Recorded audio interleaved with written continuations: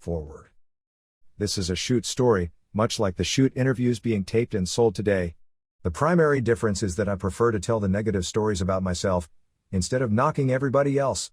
If you anticipate reading gossip stories about other wrestlers, then you will be disappointed. I do talk about other wrestlers, but in the context of how their lives intertwined with mine. This book is not intended to be a knock on today's wrestling product.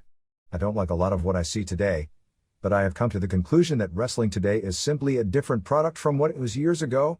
And since I wrestled for over 40 years, I think that qualifies me to voice my opinion on those differences. For the most part, wrestling in the 1800s was the real deal.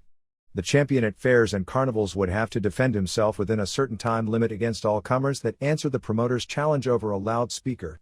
From what I understand, there were rules such as no fists, no eye gouging, no hair pulling, no biting, and no hitting below the belt. I'm sure there were a lot of tough guys who wanted to accept the challenge to wrestle. One of the most famous wrestlers to accept this kind of challenge was Bruno Sammartino, possibly one of the most famous professional wrestlers of the 60s and 70s. Bruno told me that when he came to America, he started working out hard in weightlifting and conditioning. One day he saw an advertisement for a fair that said, "Anybody who can stay in a cage with an orangutan for X number of minutes will receive $200 prize money." Bruno needed the money, so he accepted the challenge. Bruno told me that it was the worst fight he had ever been involved in. For such a small animal, it was not only fast, but very strong. Bruno managed to stay the time limit and win the prize. However, he said his clothes were torn apart and he had bruises all over his body. As the years went by, wrestling promoters saw the advantage of controlling the matches and deciding who they wanted to be champion. The promoters would allow the wrestlers to determine the moves and spots they used in the match, but the promoters determined who would win or lose in the end. The job for the wrestlers was to work hard and have a great match, in the hopes of filling the building with paying customers or return engagements. The wrestlers made more money when they were in the featured match, main event, and there was a great deal more money for the world champion, especially when the attendance was high. Professional wrestling has been called many things over the years: rigged, fixed, predetermined, planned, and even fake. Whatever you want to call it, pro wrestling featured some of the toughest athletes ever. Those athletes were proud of their skills and weren't always willing to just lie down in the middle of the ring and allow themselves to be pinned. In some cases, contrary to the wishes of the promoter, they pinned their opponents, or embarrassed them in the ring by showing up their lack of wrestling skill.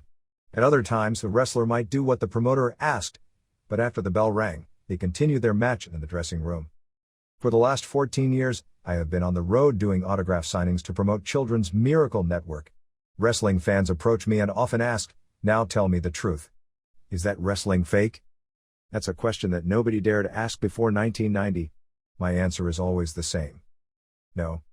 If time permits, I explain that according to State Athletic Commission rules, wrestling is defined as an exhibition, which is commonly defined as a sporting event in which there is no gain or loss from whether the competitors are victorious or not in the competition. Plain and simple, it's entertainment. Evel Knievel is a daredevil motorcycle stuntman who performs stunts such as flying in the air over a number of stationary cars and buses. Knievel practices his stunts ahead of time and knows exactly what he is going to do. The fact that he does that, however, does not mean that what he is doing is fake. It simply means that he is an entertainer who works hard to perfect a craft for the benefit of an audience. As a result, he has broken almost every bone in his body. There have been many wrestlers who have permanent disabilities today due to injuries suffered in the ring. During my career, I have had 2 broken shoulders, a broken left ankle 4 times, 2 ruptured discs in my back, torn biceps and triceps muscles, cracked ribs, teeth knocked out, and dozens of stitches. I have had arthroscopic surgery performed 3 times on my left knee. There is nothing fake about any of that, so if you think wrestling is fake, you're wrong. The best explanation I ever heard came from my friend, Randy Savage, when he said, "Everything you see in the ring really happens."